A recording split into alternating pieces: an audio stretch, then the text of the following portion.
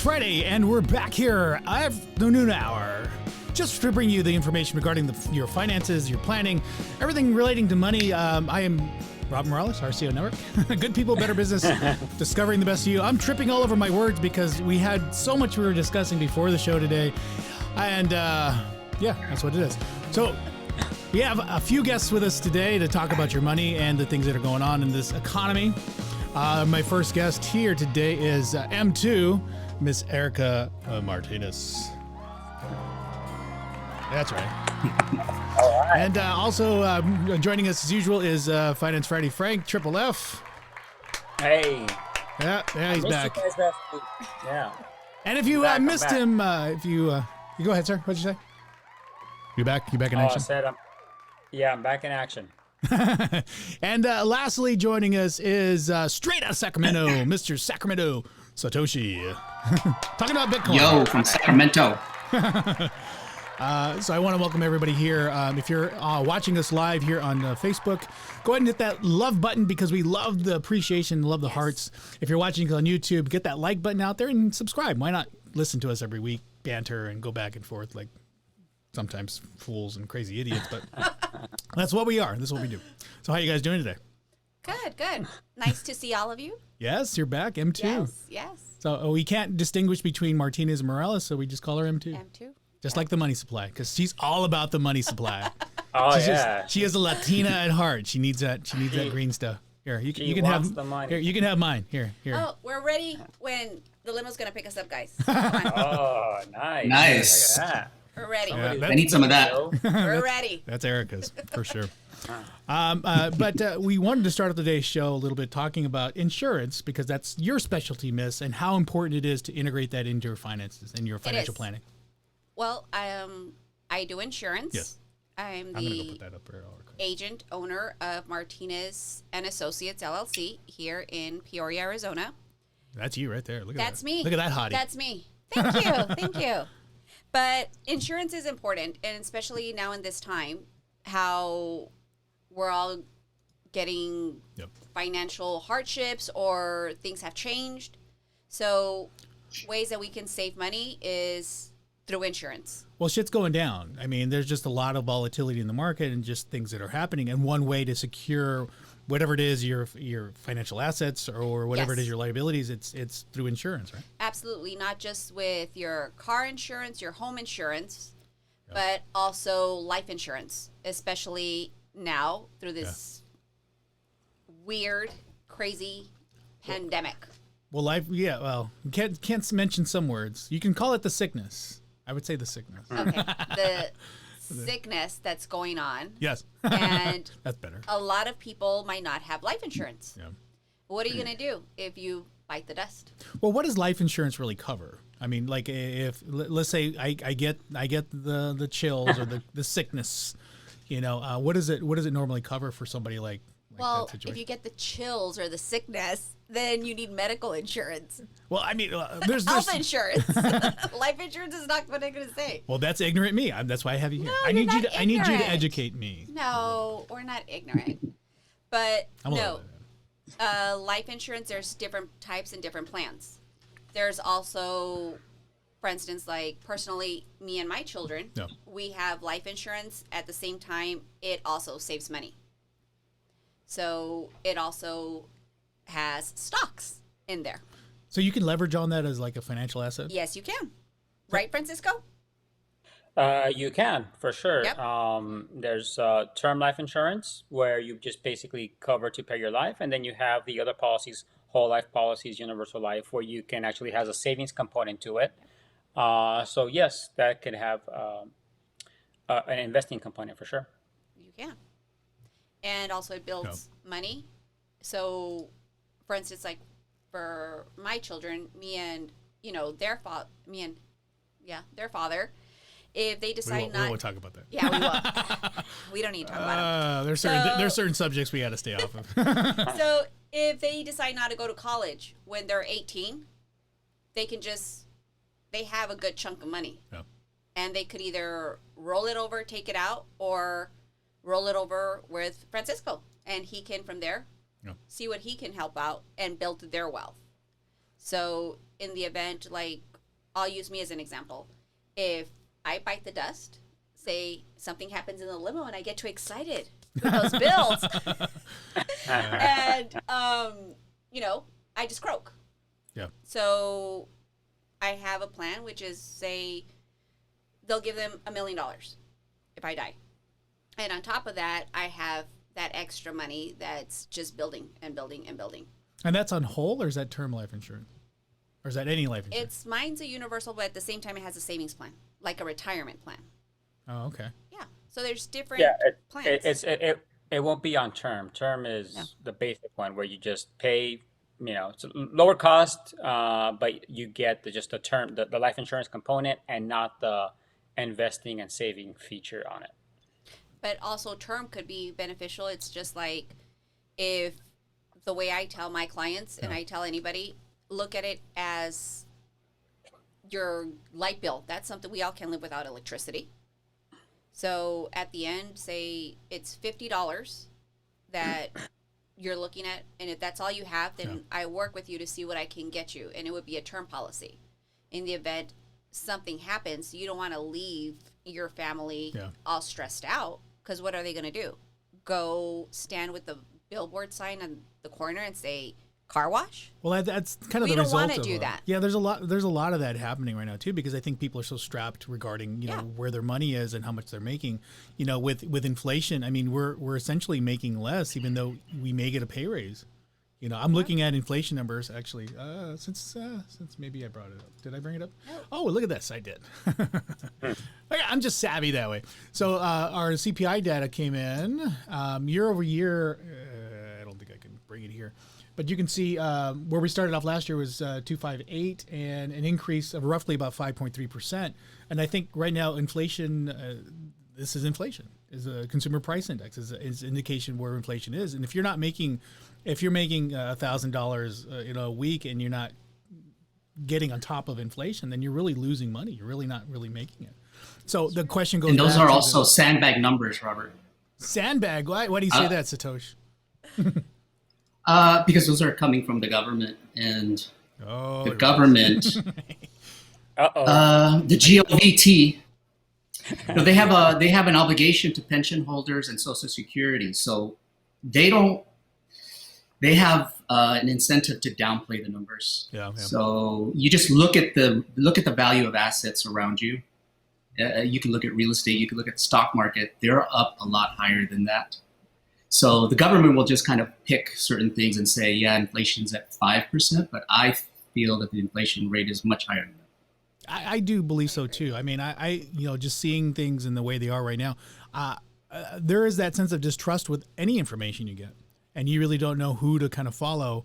I mean, this is at least public information, public data, and there's a certain number of people that do follow government statistics, the Fred, or listen to Jerome Powell and believe in what he's saying. And you have to kind of navigate your own information, one, but also listen to what other people are listening to too. And if the herds are gonna follow that narrative, if the government's like, hey, we're gonna, this is what the data is indicating, and they're leading people there, you have to recognize that there's a large segment of people that are gonna follow, and making decisions in your own financial portfolio may include that, and understanding both sides, that there are two different or maybe multiple different narratives in this economy, what we're sharing. That is true. But real quick, and another way we can save money is through your auto insurance, and especially your home insurance, because if you get lower premiums for home, obviously your mortgage payment goes down, and what do? You save money. Not a lot of people know that. And they need to call you. I mean, call me. Because home insurance is important. It's necessary. And you can't get a home loan without it. You can't. And then also, too, your car insurance, you can get ticketed if you don't have liability at least. But I'm pretty sure that you would suggest getting more than just liability, right? Well, if you're financing it, your lien holder, you need to protect their asset. Yeah. Or else you're on the hook for it. And what are you going to do? I have a question about insurance. Okay, so basically, let's say you buy a property. It's, I don't know, $400,000 or something, and I live in California, so there's a lot of fires out here. So if you buy one, insurance in California too. Okay, So you buy it for you get insured for $400,000, and then the value of the home goes up to over $1 million, and then there's a fire and it burns down. Okay. I mean, they're just going to pay you the $400,000, or If- should you be looking and talking to and trying to increase the amount that you're covered? Well, you do. Whatever your property has for your declaration page, say it's 400,000. If something happens to your home, that's what they're going to give you to rebuild the home. Do you have to reassess the value like every year when you renew that? Because with home insurance, it's kind of blind because you don't see it. You know, your mortgage company pays it for you, and I think just the renewals are automatic. Does that renewal include the appraised value or increased value? No, and that's something that a lot of your insurance agents don't reach out to you and say, hey, you're coming up for renewal. Let's sit down or let's have a talk and see what has changed in your life and in your family's life. Yeah. Because what if, you made upgrades? What if, you got granite in your home? And also the premium will go up, I'm sure, right? Well, of it course. will, but there's always ways, and there's always good companies out there that aren't super expensive.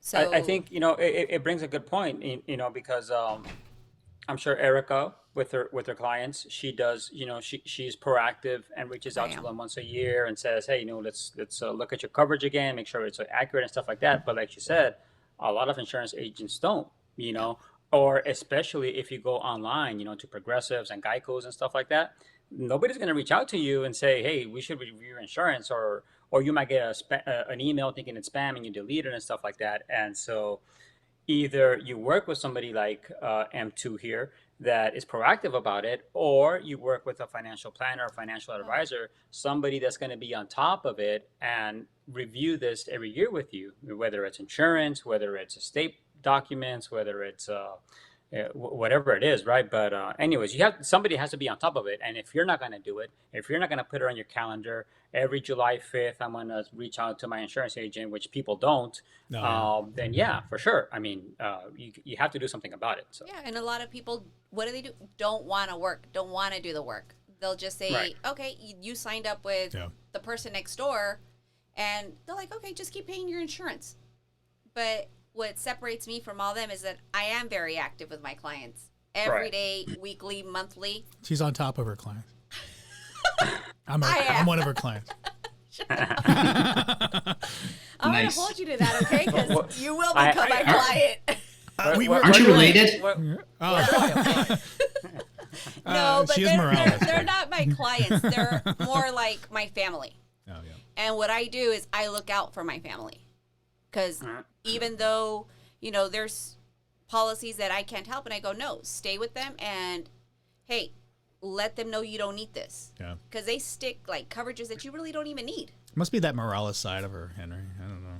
No, because you guys are Morales, that's why. There's 3 Moraleses on this call, and 1 Ayala. It's like a Sesame Street thing. No, but anyway, yeah, so if I can help in any way, and let me know.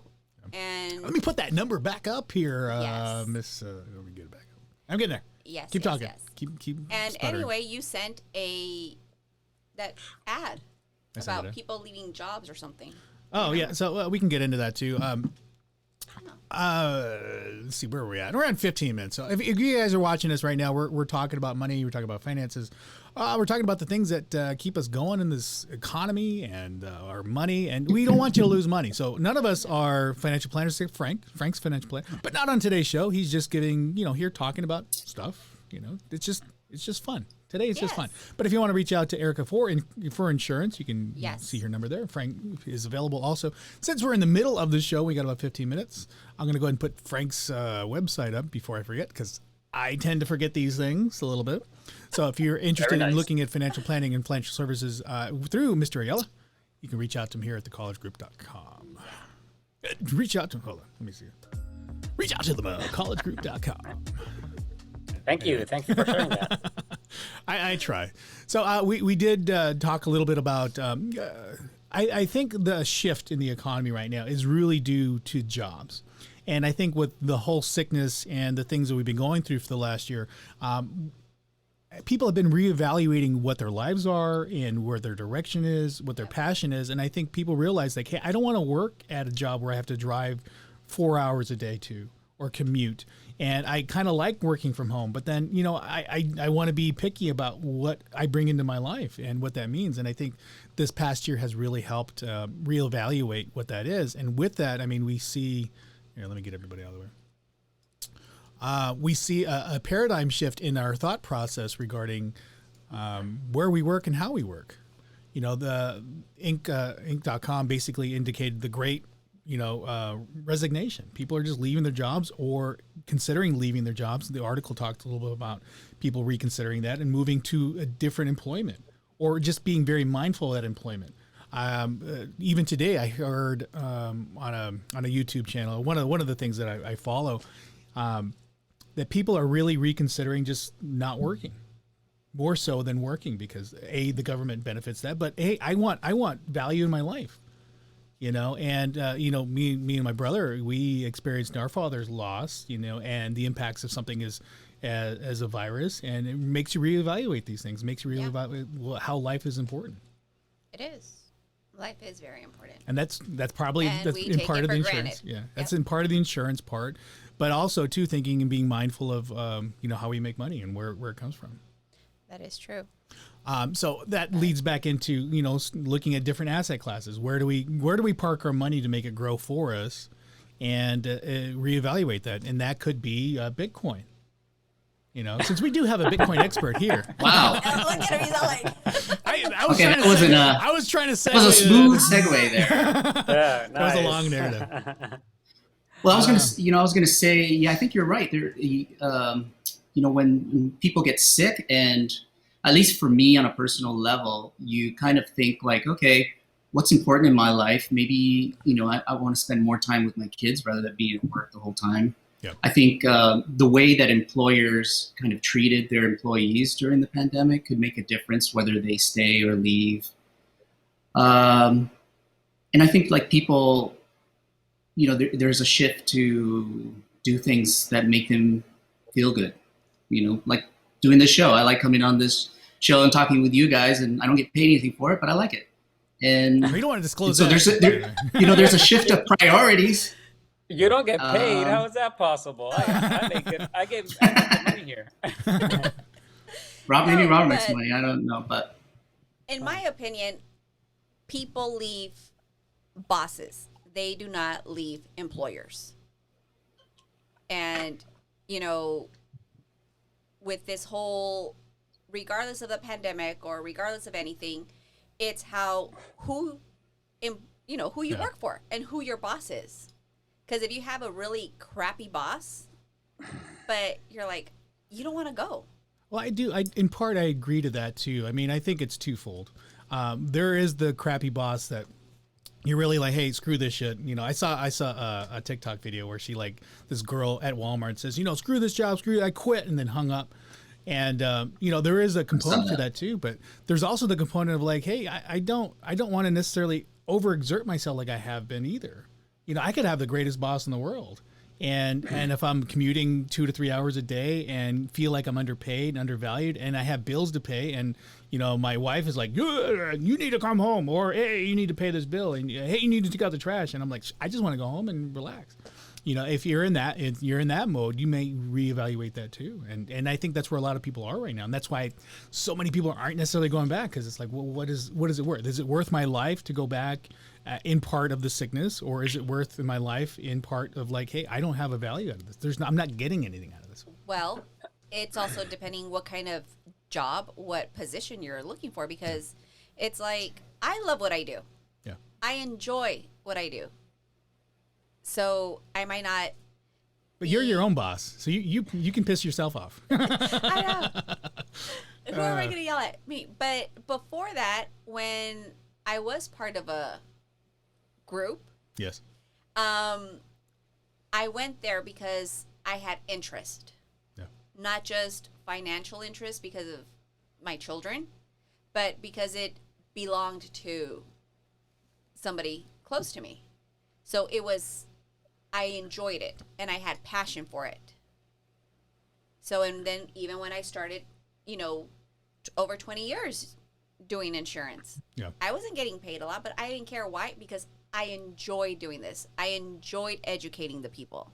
I enjoyed helping them. So it just depends. Well, Do you have your passion, or are you just going to go, like, if I just totally switch gears and, I don't know, pick a job, I don't know, anything. Well, and I think that's why people are investing, or at least consider or think about investing and go put their money into the stock market. You said before the show that you invest in futures. Yes. You know, Henry is very big on Bitcoin. I mean, there are people looking out for other resources to make money pretty quick, you know, versus going to a job. And so, I'll give you a couple comments on everything that we just talked about. For the vast majority of people, they're not going to be able to take time off of work or, you know, stuff like that just by their investments alone. Okay. And it's like they can't grow them fast enough to be able to say, hey, I'm 35 and I'm done. Right. And so for a few people, it works. But for the vast majority of people, it's not going to work. And so what needs to happen, but that doesn't mean that you have to be stuck to your job until you're, you know, 60, 65, 70, whatever, and not be able to enjoy the things that you do. All you need to do is prioritize and plan, right? And so that's kind of us as financial planners. This whole idea that you work for 40, 50 years and then and then you retire when you're old and everything hurts and you didn't get to enjoy life. I mean, that's outdated. That is, it doesn't have to be that way. With a little planning, you can take some time off. Hey, I want to take a year off, right? I just want to take a year off and travel. Well, do that, but, you know, do it prudently and with a plan. Or, you know, I want to work part-time. I don't want to work 40 hours anymore. I want to work 25 hours and stuff like that. And so all of that's possible. I mean, yeah, investing and stuff like that is part of the equation. But for the vast majority of people, they won't get there anytime soon, right? If they're even if you're saving, you know, your 10%, 15% on your 401ks and stuff like that, you won't get there anytime soon. So, but if you kind of plan it out and say, hey, in 5 years, I'm taking that whole year off and I'm not going to work that year. Or I'm going to go down to part-time for 3 years while my kids grow up, or 4 years or something like that, which is kind of what I did. When my kids were 1, 2, 3, I was working part-time. I did not want to work full-time. That was a personal decision. But I had to plan for that, right? I just had to say, hey, it's okay. You know, I'm going to do this, this, and this, and then I'm going to be able to work part-time.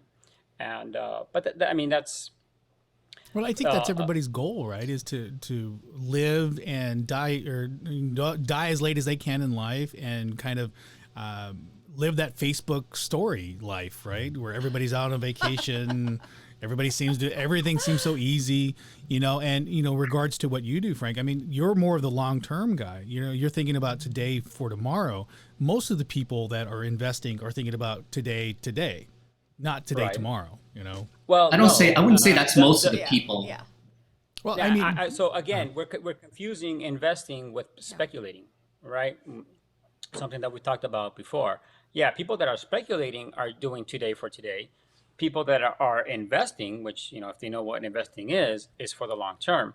But again, it's not just the amount of investments that you have in a brokerage account, in a 401k, Bitcoin, whatever it is. It's your pay stub, right? The number one wealth building tool is going to be your income, right? And so how do you use that income and your cash flow to be able to live the life you want? Like I said, take a year off, work part-time. I mean, obviously, it's very hard. You can do it, this FIRE movement of, you know, working very hard and saving everything for 10, 15 years, and then you retire when you're 35 or 40. But you give up a lot to be able to do that, right? People do that because they save 60, 70% of their pay stubs for like 15 years. I mean, if that's something you want to do, that's fine, but you give up a lot for 15 years. And it's a huge, huge sacrifice. But then after that, you know, you can live off of your earnings or your investments and stuff like that. For most people, that's not really feasible, especially once you start getting kids and stuff like that. I mean, it is possible, but it just gets a lot harder. So, I would say one thing to add, I remember that stuck in my mind was if you have somebody who works and puts $100 a month from the age they're 20 to the age they're 40 and then stops, never invests ever again. And you take another guy who starts investing at 40, $100 a month until they're 65. You look at both at how much they have. The guy who invested from 20 to 40 will have 6 times the amount of money that the guy did late. So a lot of it is just putting money and letting it in with time. And then there is also these, like you're saying, I think you think that investors are these Robinhood people. And that is just a symptom, I think, of when the government is creating stimulus, printing money, and causing inflation.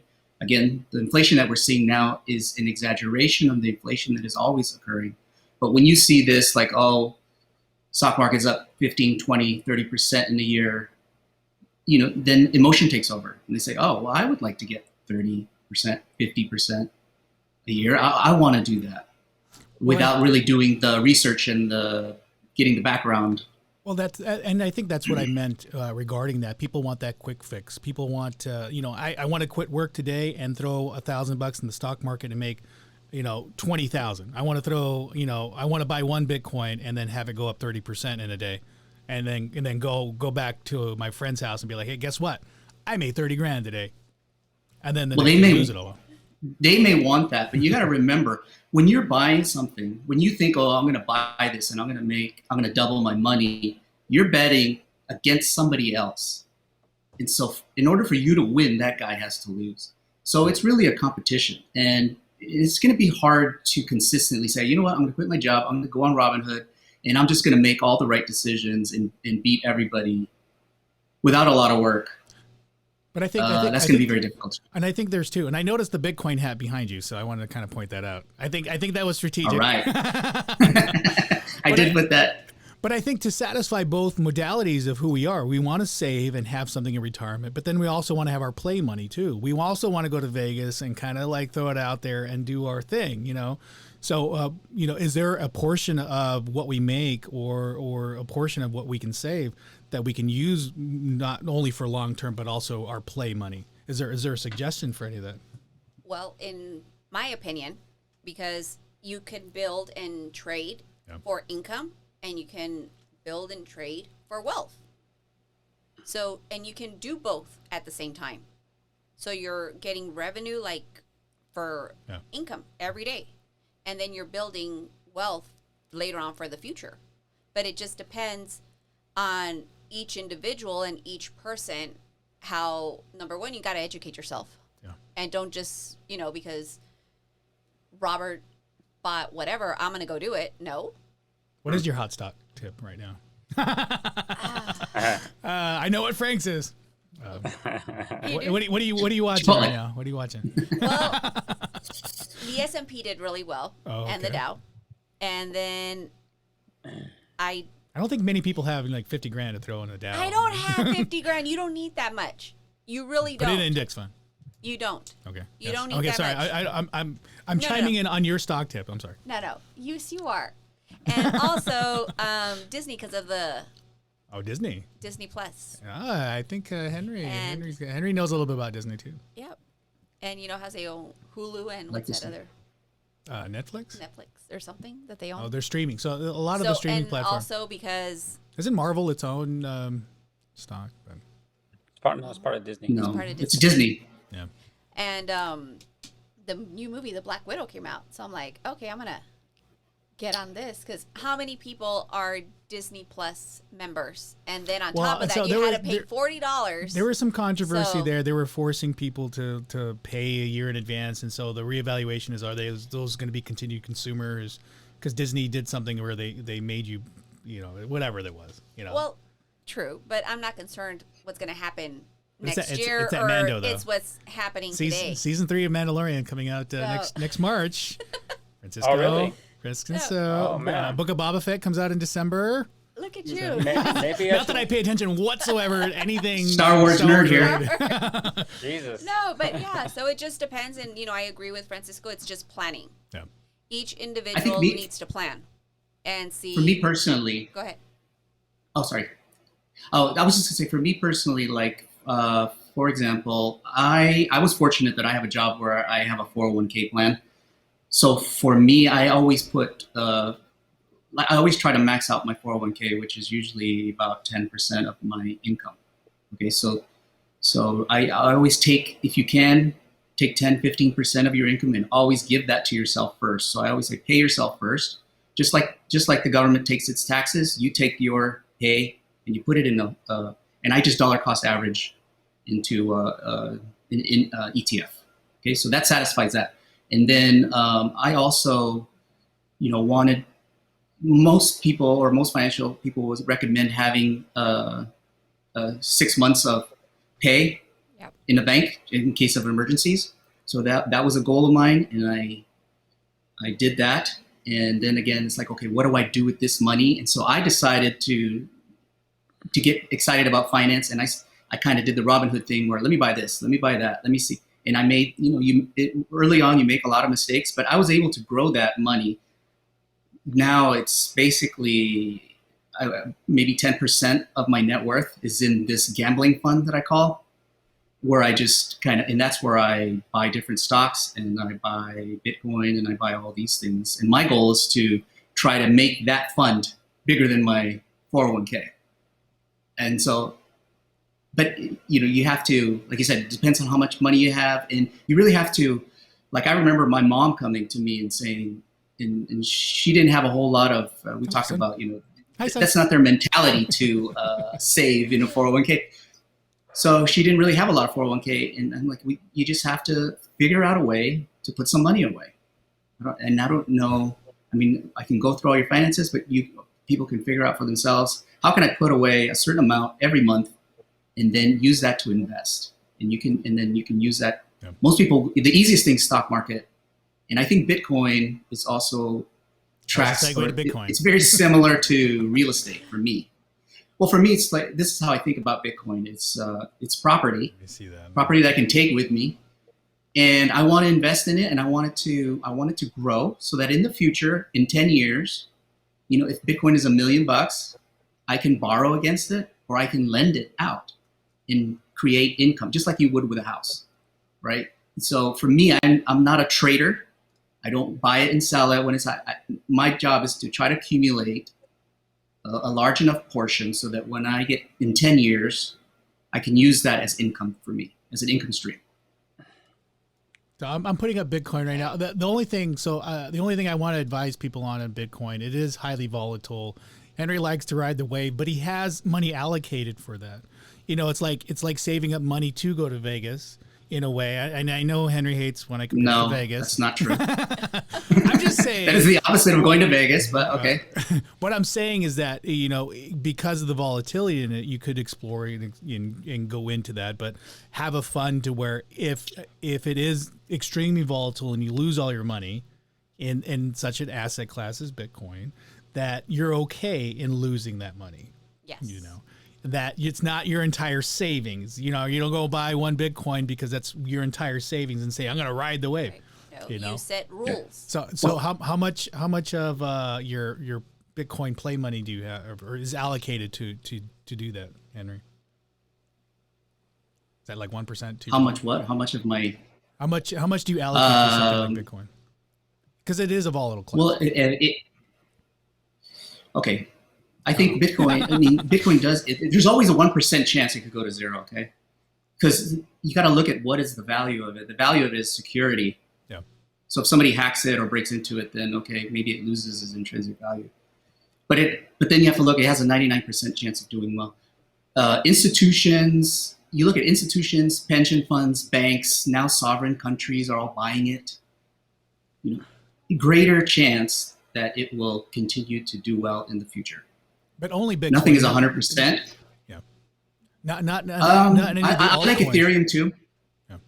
Well, altcoins, you have to think of them. Think of like we're in the early days of the internet, and altcoins are all going to be like these little companies, .coms.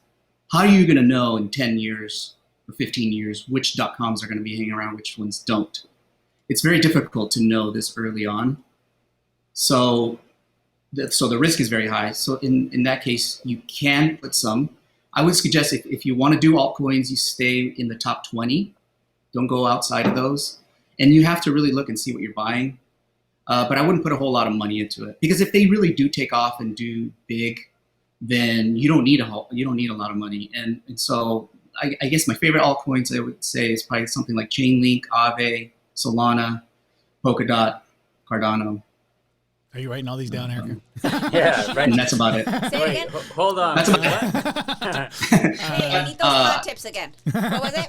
If you don't have any, Oh. you can go back and look at the show. But if you don't have any, I would mostly put it. I have mostly Bitcoin, but I think Ethereum is actually growing faster than Bitcoin.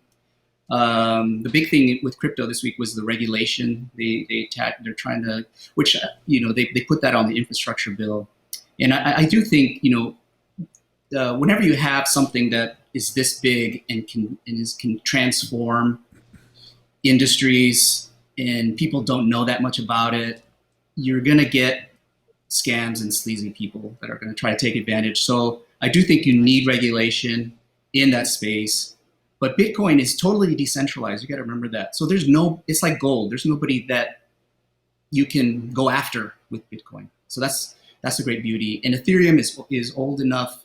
I think they did have like an IOC in 2014, but it's outside the time limits. Yeah. So that's kind of why I invest mostly in Bitcoin and Ethereum.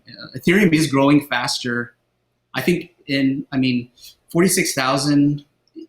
I was more willing to buy it at 30,000. That's where I kind of tripled down on my allocation.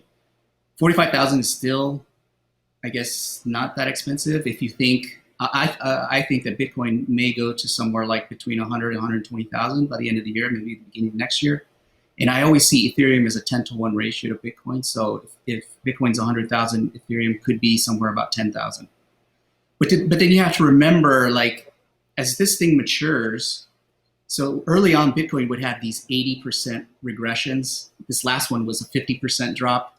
And so as something grows and gets bigger, the increases will be smaller, but also the retracements will be smaller. But so let's say we're at 50% retracements right now. If you go to 100 or 120 and then you come back down to 50 or 60, I would say, once Bitcoin gets above 50 and 60,000, I probably wouldn't buy it anymore, because then you're going to peak out, and what people tend to do is they want to FOMO in when Bitcoin gets to 80. Oh, now I want to buy it, which is it's so weird about the human mentality. When it's 30,000, no, it's going to crash. When it's 80, I want to buy it, but then you got to remember it could go to 100 and drop down to 50, and then that leaves you making decisions like, okay, now I'm down, and you're more likely to make mistakes. Well, that emulates, again, are the emotions behind a lot of this stuff. And sometimes I think you need a regulatory body, somebody in your life, Francisco, Erica, maybe you, Henry, to kind of say, hey, you know what, reevaluate where you're at. So, but we come to the end of the show, senors and Miss M2. Yes. So I'm going to give you about 30 seconds to promote whatever you want. Real I'm going to put your, quick, oh shit. You said 30 seconds, real quick. There you go. If you need to save money, because everybody has a chance to invest and be better. We all deserve nothing but the best, each and every one of us out there. Call me and I can try to look at your policies and save you money. Another way that you're saying, okay, these people are talking about 30,000, 50,000. I don't have that kind of money to invest. You don't need to start big, but sit down and evaluate your cost. Real quick, something that came out on top of my head. Cable. I have all these freaking channels. Am I watching them all day? No. So we can cut costs through there. We have Hulu, Netflix, Disney Plus, all those. But try to see which ones you really do watch, and those are monthly, like 20, maybe you can shave off maybe $200. Who knows? And those $200, you could either save it or invest it. So that's your 2 cents? Yes, that's my 30 seconds over 2 cents. So go ahead and call M2, Erica Morales Martinez, whichever you want to call her, 602-282-4096. Erica M2, here back at you here. Oh, let me do that. There you go. So, anyway, Frank, Senor Francisco, want to give a plug to the Coleridge Group, or at least last word. Yes. Can you do me a favor, please? Can you scroll down a bit to the services? Let's scroll down a bit to the services. There's going to be a little surprise there for you. Oh shit! Is that a picture of us? Scroll down right there. Oh, The is services that- right there, Oh, right there. cute. Where am I You going? see, you see what it says there? Can you read that? Which one? The personalized discovery process? Financial Which one? life planning. You see Yes. what word is in the middle? Financial life planning. What word is there? Life? Life. That's what we're talking. Like, That's what wait, we're but- talking about, right? That's what Yeah. we're talking about. Life, right? That's what we do. Is we put your life in the middle of our financial planning. Okay, we don't offer you anything that you need. We don't recommend anything that you don't need. What we do is we put your life in the middle. Seriously, that's what we do. So going back to all our conversations that we just said, right, about wanting to take time off, about reevaluating your life, about all that stuff. All that is possible if you just stop and think and plan for it. Going back to what Erica just said, right? I mean, are you really just wasting your money on all these subscriptions and stuff like that, or are you living the life that you want to do? And by working with somebody who not just does financial planning but financial life planning, that's what we figure out for you guys. So Francisco Ayala, Coleridge Group, reach out to him either on the website, collegegroup.com, or his email is in the description in the bottom, sir. Thank you. Satoshi, you got 30 seconds. Yeah. Okay. 30 seconds. Well, I'm not really here to promote anything. I'm just here for fun, like I said earlier. But I would say, I think it's come up before, like one thing that I would say is like, you don't have to, like, for example, Bitcoin. I don't have 50,000. It's always an excuse that people use. And that is the whole reason, for example, why Robinhood took off. Robinhood was basically a simple idea. I want to fractionalize stocks. So let's say I have $300 and I want to buy a great company. What's a great company? Google. Well, Google's $3,000. I can't afford it. Well, you can go to Robinhood and you can buy a portion of it. And that would be much better investment than buying 100 shares of some shit stock or whatever. So I would say you can always dollar cost SHIT, average. Is that the ticker symbol, SHIT? Should I look that up? Is that It might be. Actually, that'd be a cool. Just kidding. But anyway, I would just say, you know what? I'm just here to provide. I'm always learning, and I just want to provide people information that I know. And if I can help somebody, or people have questions and they want to get started, or they don't know what to get, then send it into the show, and I will try to give you the best information I got. That's all I got. All right. So I want to thank everybody for joining us. As we come back every Friday here at the noon hour, it is way past 1 o'clock. We never really stick to a schedule or a time. So, but tune in every Friday here at the noon hour. Talk to Friday and Saturday Frank, Satoshi, M2. We got Acorn maybe coming back. Who knows? We got a number of people here to help you with your finances and your money. So join us every week, and we'll see you guys See you. Be safe. next time. Bye bye.